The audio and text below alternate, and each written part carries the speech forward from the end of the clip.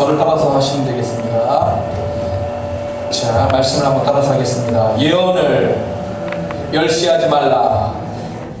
예, 예언을 멸시하지 말라라고 하는 그런 말씀입니다. 아주 간단하죠. 자, 예언이라고 하는 것, 오늘 말씀의 예언은 헬라어로 프로페테이아스라고 하는 말입니다. 이 말의 원형의 말은 프로페테이아 이렇게 되는데요. 세 가지 뜻이 있습니다. 예언적인 활동, 예언 활동을 하는 거예요. 첫 번째가. 두 번째는 예언의 은사가 있습니다. 하나님이 주신 이제 다양한 은사가 있죠. 그 중에 예언하는 은사가 있어요. 그래서 예언하는 은사, 예언의 은사가 두 번째 뜻이고요. 세 번째는 예언의 말씀이 있습니다. 원래 이제 하나님의 말씀은 예언적인 기능이 당연히 있어요. 그래서 그 말씀 자체를 예언이라고도 합니다. 왜냐하면은 보세요. 이 말씀을 누구한테 줬다고 생각해 보세요. 그럼 이거를 누구한테 다 전하잖아요. 그럼 이 사람에게는 이것이 하나님이 주시는 말씀이면서 예언이 됩니다. 왜냐하면 너 이렇게 해라. 이렇게 하면 어떤 일이 일어날 것이다. 이렇게 하지 않는다면 너는 이렇게 벌을 받을 것이다. 뭐 예를 들자면 어떤 이런 일들이 있기 때문에 그 말씀 자체가 예언을 담고 있다고 해서 예언적인 말씀이다. 이렇게 보게 되는 거예요. 자, 이렇게 예언적인 활동이 있고, 활동을 하기 위한 어떤 은사가 있고, 그리고 예언적인 어떤 말씀이 있는데, 여기서 얘기하는 이 예언을 멸시하지 말라라고 할 때, 예언은 활동이냐, 은사냐, 말씀이냐 라고 할 때, 특히 생각할 적에는 예언의 말씀을 의미하는 것으로 이렇게 보고 있다라고 하는 겁니다.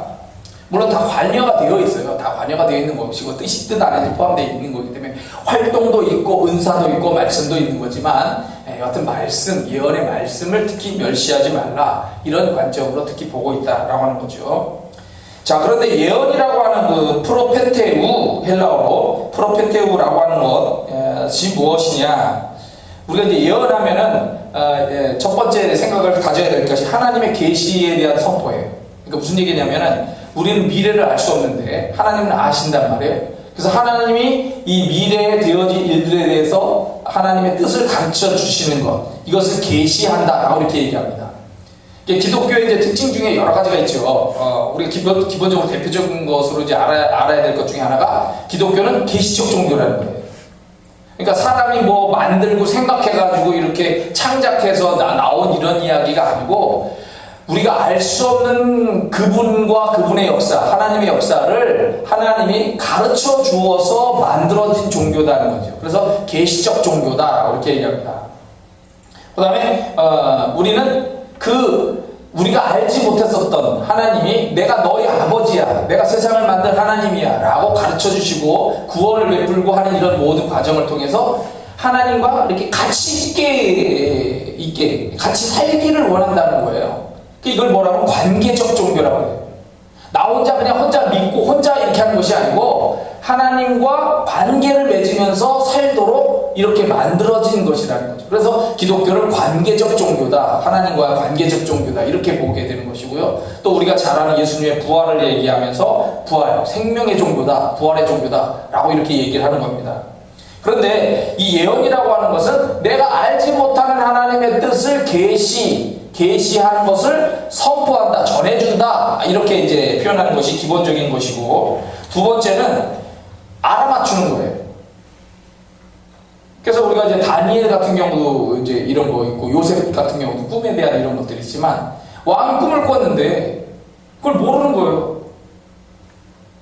그 요셉보다 다니엘이 더 놀라운 것은 요셉 같은 경우에는 그 왕이 그 바로가 꿈을 꿨을 때 그 내용을 설명을 했어요. 설명을 했는데 설명을 해줘도 이 여기 있는 박사들이나 뭐 지혜로운 자들이나 꿈을 해석하는 사람들이 그걸 해석을 못하는 거예요. 그런데 다니엘은 어떤 경우냐면은 내가 꿈을 꿨는데 그 꿈을 알고 있는 사람은 나밖에 없어. 그죠? 왕밖에 없어요. 그러니까 너희들이 정말 현명한 자들이라고 하면, 지혜로운 자들이라고 하면 내가 무슨 꿈을 꿨으며 그 꿈의 내용이 무엇이며 어떤 의미를 가지고 있는 것인지를 밝혀야 하는 거예요. 그게 충격이죠. 아니 왕이시오, 그런 경우는 없습니다. 왕이 말씀을 해주셔야 우리가 꿈을 해석하죠. 왕이 말씀을 안 해주시는데 어떻게 꿈을 해석합니까? 너희들이 진짜라면 왜냐면 그걸 가르쳐주는 신이 진짜라는 거예요. 이 다니엘 같은 경우에는 그런 경우입니다. 그러니까 다니엘이 그 꿈을 잠깐 좀 기다려달라고 하고서 하나님께 기도해가지고 그 꿈을 무슨 꿈을 꿨으며 그리고 그 꿈의 내용이 무엇이며 어떤 의미를 가지고 있는지를 싹 풀어서 얘기를 해준 거예요. 그러니까 기가 막히고 코가 막힌 거죠. 진짜 너희 하나님 살아계신 하나님이다. 넌 정말 지혜로운 자다. 이렇게 인정을 받았던 거죠. 그래서 알아맞히는 거예요. 어떤 것이 되어질지, 무엇이 일어날지 알아맞추는 것. 이것이 예언의 기능입니다. 그 다음에 예언의 세 번째는 계시를 선포한다, 알아맞힌다, 그리고 예고하는 거예요. 미래에 무슨 일이 일어날지를 예고해 주는 거예요. 예언해 주는 거예요. 자, 데살로니가 교회에 사도 바울을 통해서 주시는 예언의 예언의 말씀, 하나님의 직접적인 계시를 통하여 주시는 어떤 예언의 말씀이 될 때도 있고요.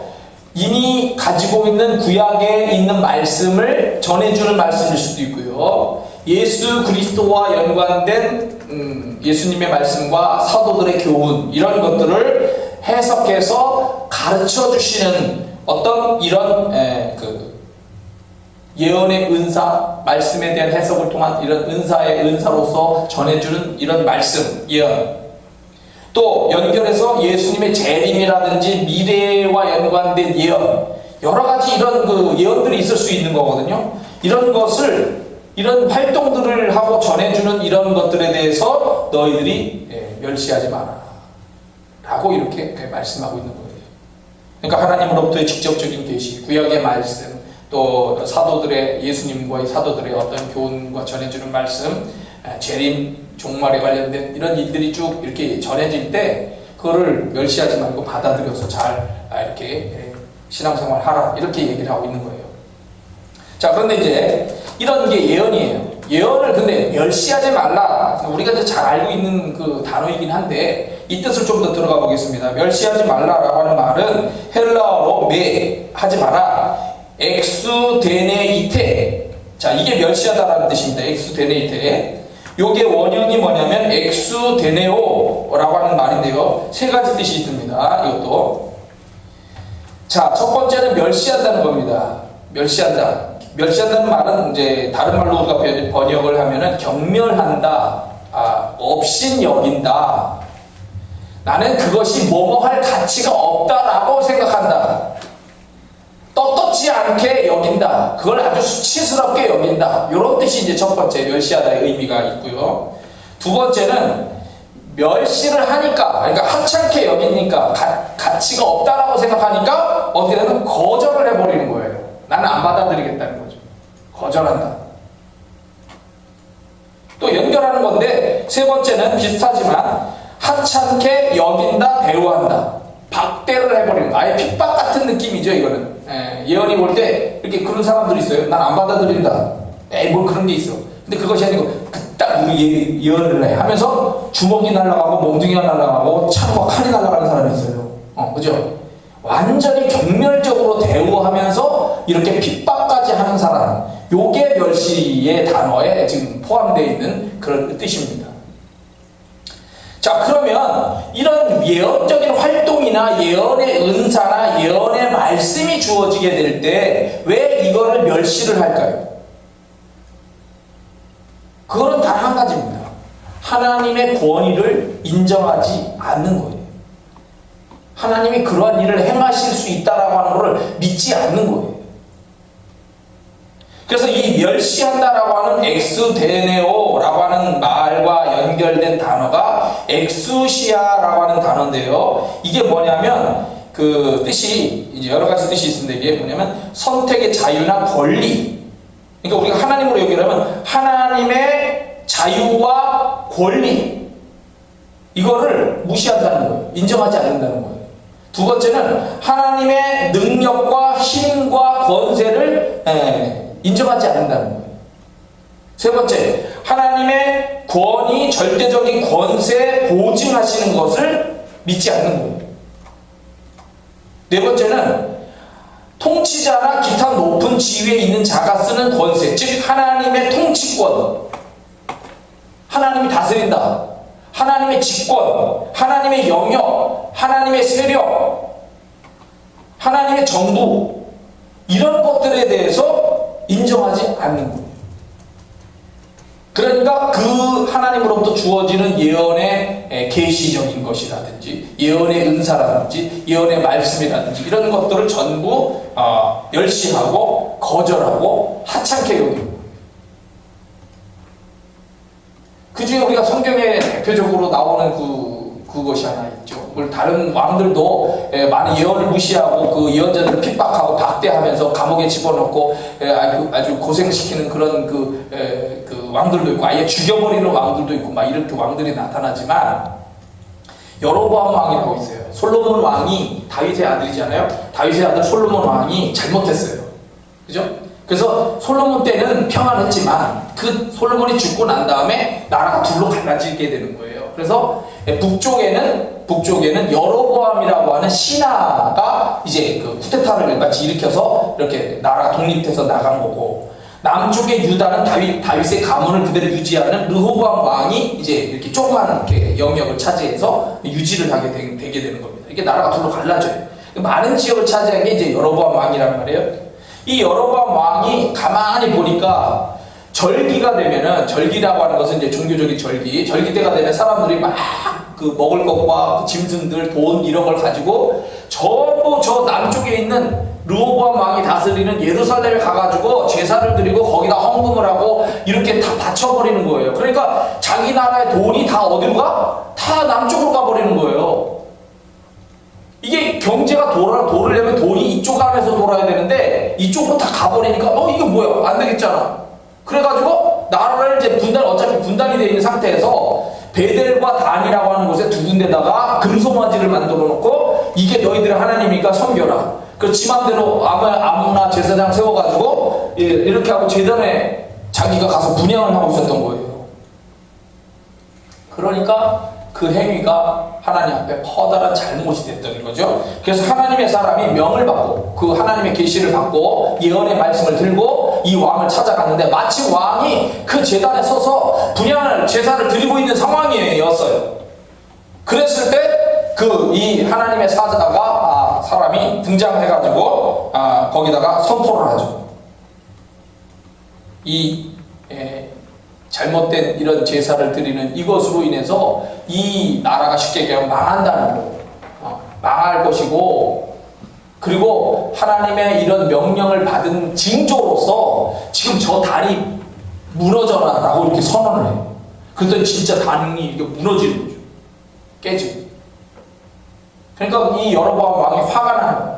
자기가 현실적으로 자기는 그럴 수밖에 없다, 아마 여러 가지 생각이 있었겠지만, 여하튼 하나님의 사자가 등장해서 이렇게 예언하는 말씀을 듣고 그럼 어떻게 하면 좋겠습니까? 뭐 이런 자세가 나와야 되는데 그렇게 하지 않고 잡아라! 라고 그러고, 저놈 잡아 죽여라 이제 뭐 이런 의미로 이제 해서 잡아라! 손을 쫙 뻗었는데 이게 그냥 여기로 순식간에 말라버리는 거예요. 얼마나 무섭습니까? 잡아라! 하나님의 명령과 권위에 대해서 이게 이제 무시를 해버리는 거니까 쫙 했는데 이게 쫙 말라버렸어요. 손을 내릴 수도 없고 말이죠. 상황이 이런 느낌인 거예요. 이 왕이 당황했죠. 너무 무서워. 그래서 이 선지자한테 제발 좀 이거 좀 회복해달라고 부탁을, 기도를 하고, 그래서 하나님께 기도해서 이 문제를 해결해 주었어요.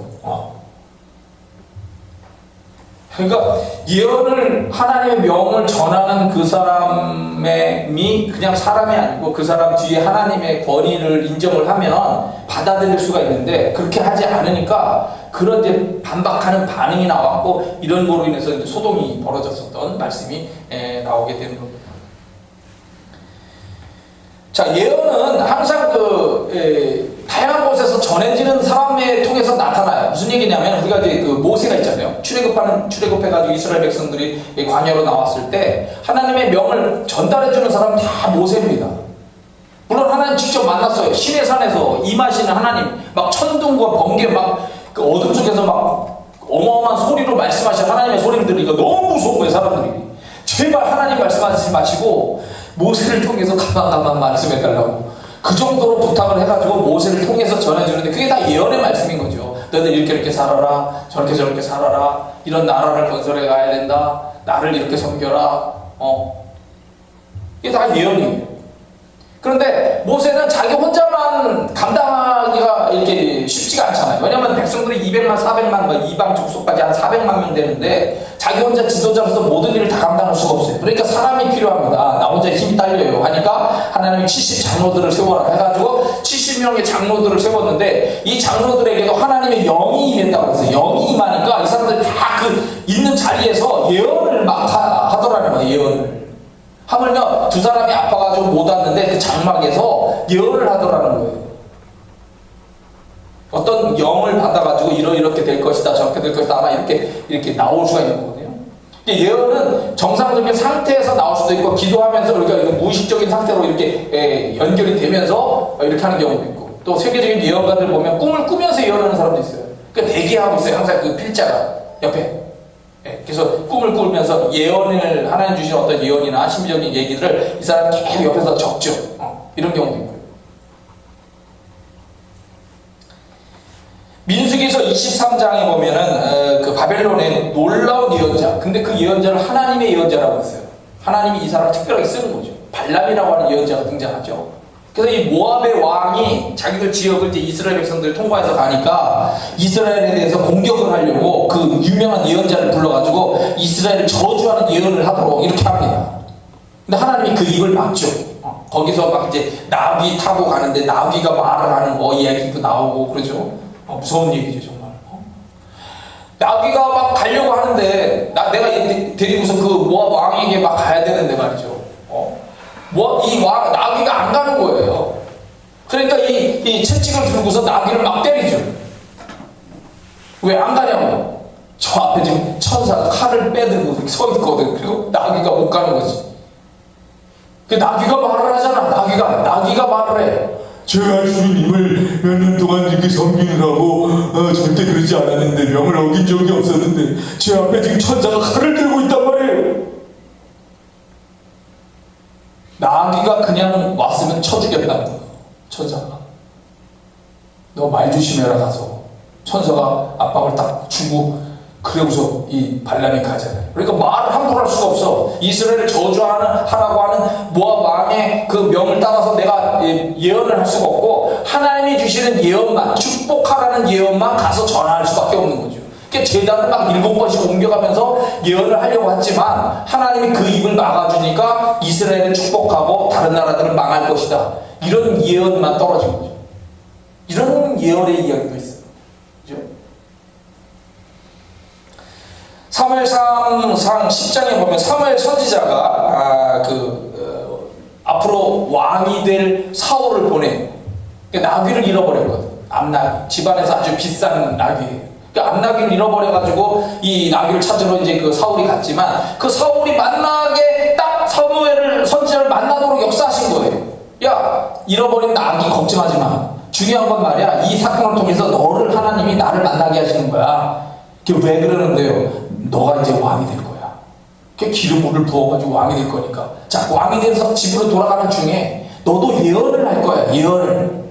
산당에 가는데 그 산당을 지나가면서 그 사람들을 만나는데, 그때 너가 하나님의 영이 임하면서 너도 예언을 하는 사람이 된다.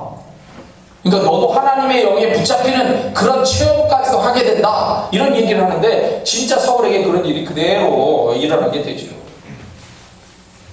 다양한 형태로 이렇게 예언들이 나오는 거예요.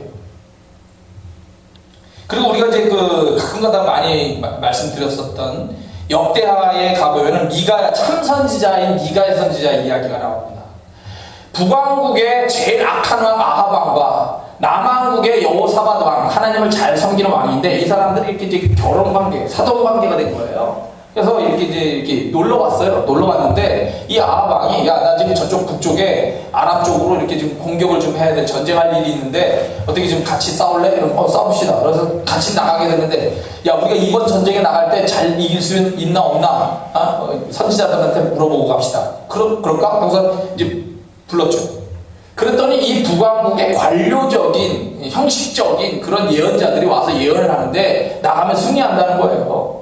근데 이 하나님을 잘 섬기는 왕이 이 북왕국의 분위기를 알잖아요. 그러니까 이 사람들 말고 다른 예언자 없냐? 진짜 말하는 예언자 없냐? 해서 미가야 선지자를 불렀어요. 그래서 미가 선지자한테 야 예언 좀 해봐. 그랬더니 이 미가 선지자가 나가시면 승리할 겁니다 라고 이렇게 칭찬해 주는 거야. 야 너는 나한테 항상 삐딱하게 얘기하는데 왜 오늘따라 칭찬을 하냐? 라고 얘기를 하니까 사실은 말이죠 하면서 진짜 얘기를 해주기 시작하는 거예요.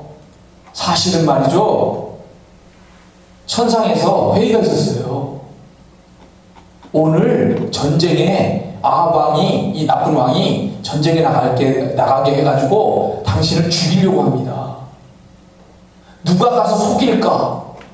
그래서 나쁜 영을 거짓 선지자들에게 집어넣어서 이 거짓 선지자들이 말하게 하는 거야. 뭐 왕이 나가시면 무조건 승리합니다 라고 얘기를 하게 했다라는 거예요. 진짜 하나님의 영은 당신을 죽이려고 하고 있는 것이기 때문에 전쟁에 나가면 안 된다라고 말씀을 하시는 겁니다. 하나님의 영은, 진짜 영은. 라고 얘기를 하니까 그 나쁜 관료적인 그 예언가 중에 시드기야가 와가지고 이 참선지자의 귀자들이 이렇게 되죠. 어디 하나님의 영이 말이야, 나를 떠나서, 우리를 떠나서 너한테 가서 말이야, 그따고 예언을 하게 하냐.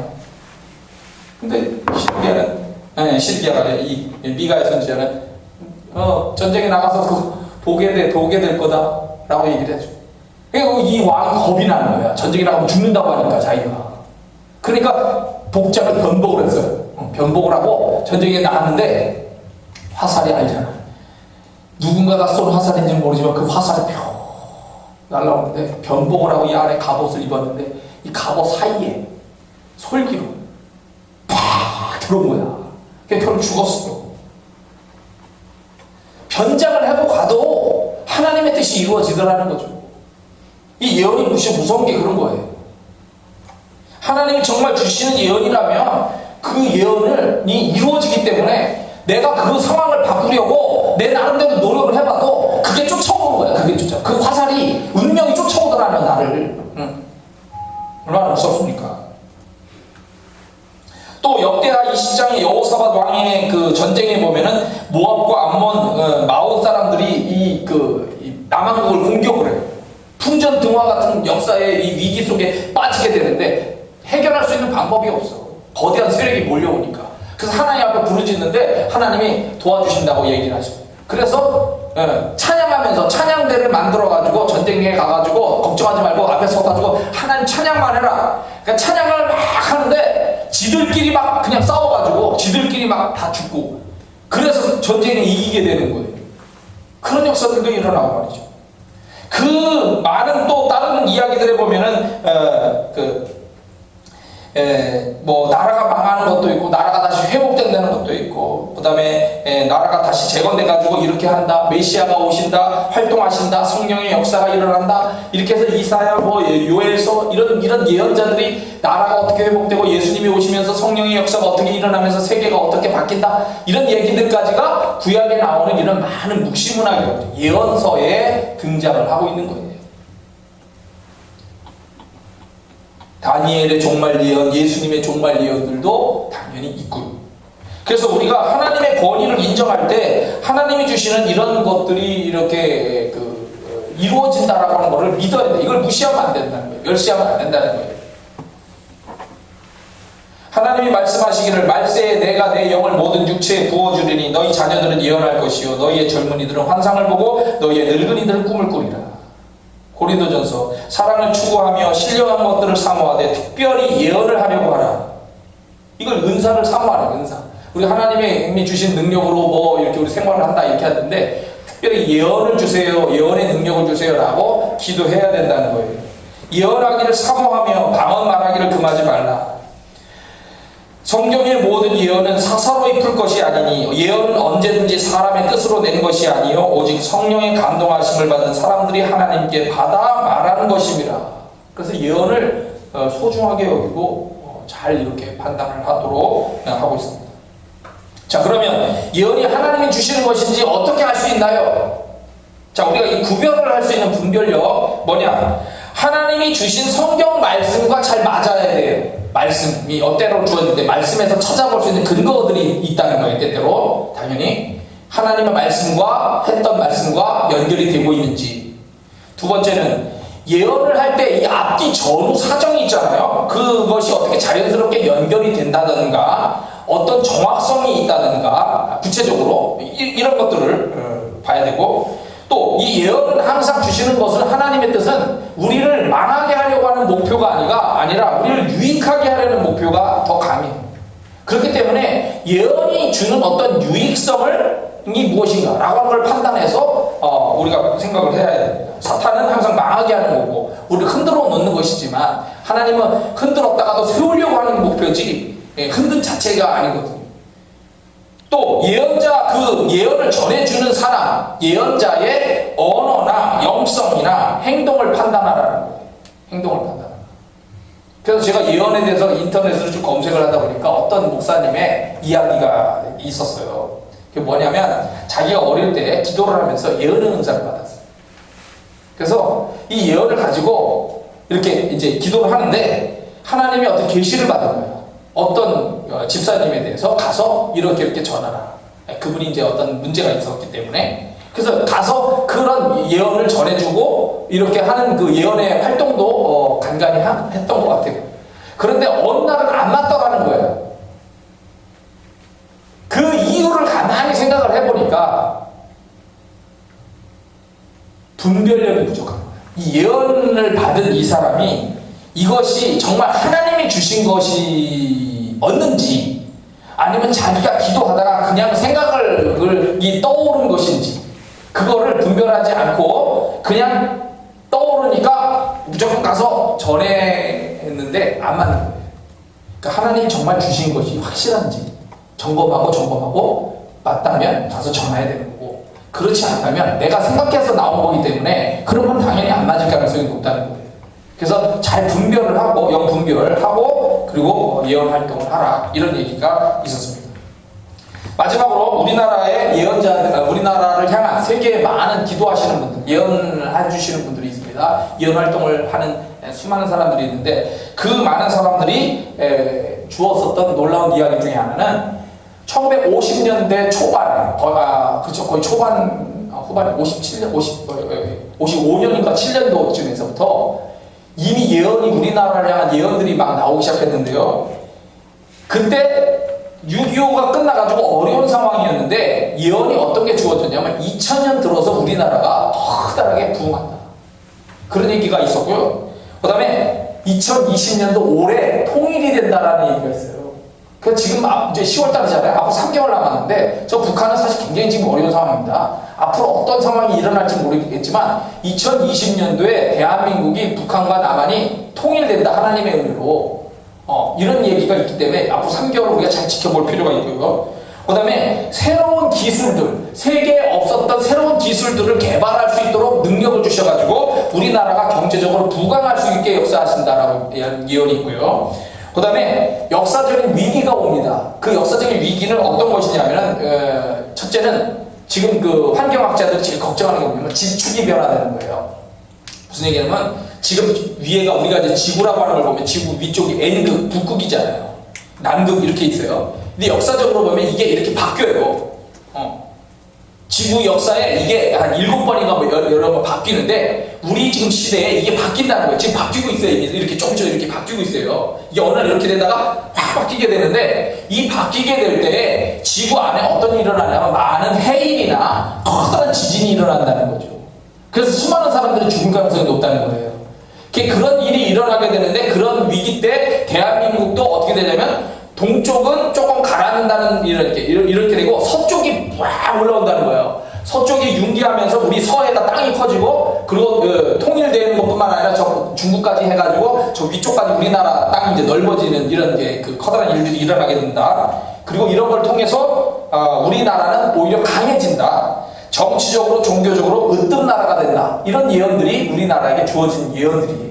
그래서 앞으로 우리 올해부터 해서 앞으로 되어지는 일들 속에서 우리가 이 세상을 잘 지켜봐야 될 것이고, 그리고 항상 이 종말 예언이라는 것이 있잖아요. 그래서 그 날은 언제든지 천천히 다가오고 있기 때문에 주님의 날을 바라보면서 예언을 멸시하지 않고 잘 보면서 지켜보면서 우리의 믿음을 잘 지켜나가는 그런 삶을 살아야 된다, 이렇게 말씀을 드리겠습니다. 다 같이 기도하겠습니다. 자, 신앙생활을 잘하자. 오늘 예언을 멸시하지 말라는 말씀을 드렸습니다.